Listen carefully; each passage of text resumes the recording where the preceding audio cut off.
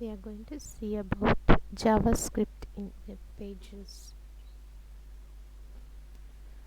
Why we use JavaScript is to allow users to interact with the website. The website must be intelligent to accept users' input. The content of a web page needs to be dynamic. Creation of interactive web pages. Capturing user request is done via a form. Website needs to have the facilities to create the form. The facilities are: a form captures user input. A form must have a built-in technique for sending information to the web browser for processing, and also it must provide the facility for validating the user input. So these are facts are in the JavaScript, so we use it in the web pages. And also, processing user requests is generally done via scripts.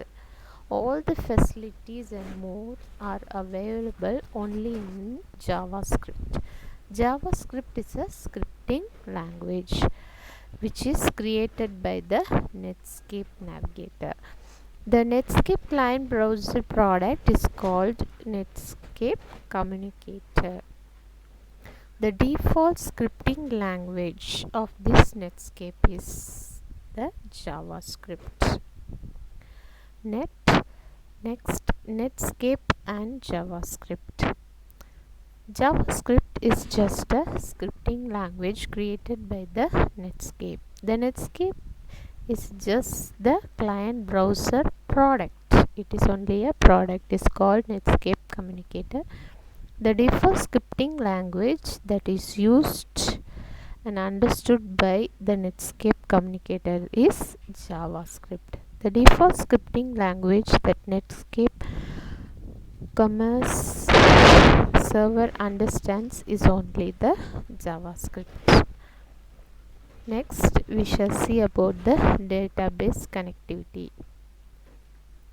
The Netscape has a product called Livewire. Livewire database drivers also support a number of non-relational databases. And next, client-side JavaScript. While using the client-side JavaScript, the script is embedded between the tags used in HTML script tag.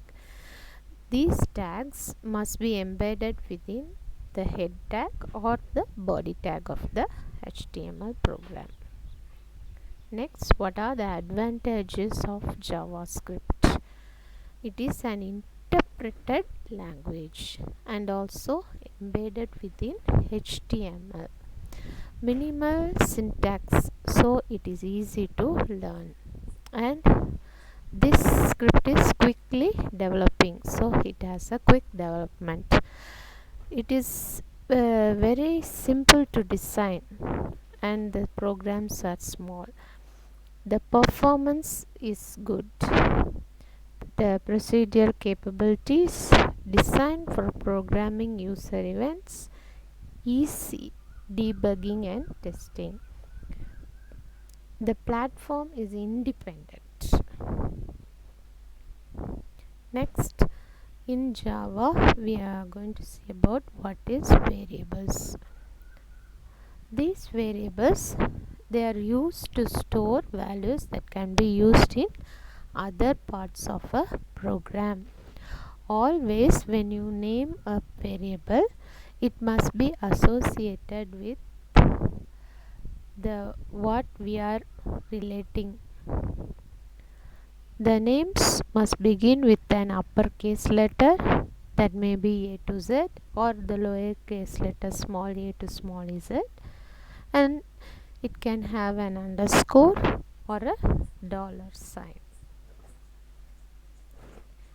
I have given a small example for this variable. I have typed the coding in the notepad. you save it as variable.html. Here we have used the HTML tag, the head tag. Inside the head tag we have script language, which is the JavaScript, and we have given a variable name, that is name, and this prompts a message. The message is enter your name. When we enter our name, it will be collected by the variable name.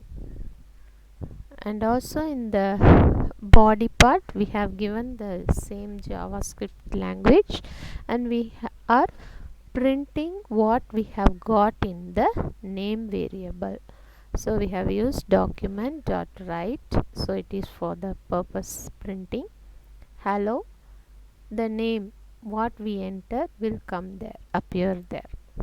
Let us see. This is the web page. The web page is asking enter your name. Just you type your name and press OK, then you will receive like this, hello, and what the name you have entered. Next we are going to see about the data types and literal. In JavaScript it supports two types of data types, that is primitive and complex types. Primitive types, in the primitive types we can assign a single literal value. Literal value means it is nothing but they are fixed values.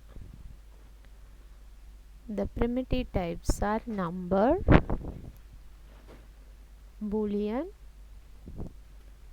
string and null. Number means it may be an integer, a floating type, or it may be a infinite, that is not a number. Boolean type means we will have two, true or false. Next is string. String means it may be in single quotes or it may be in double quotes. Thanks for watching.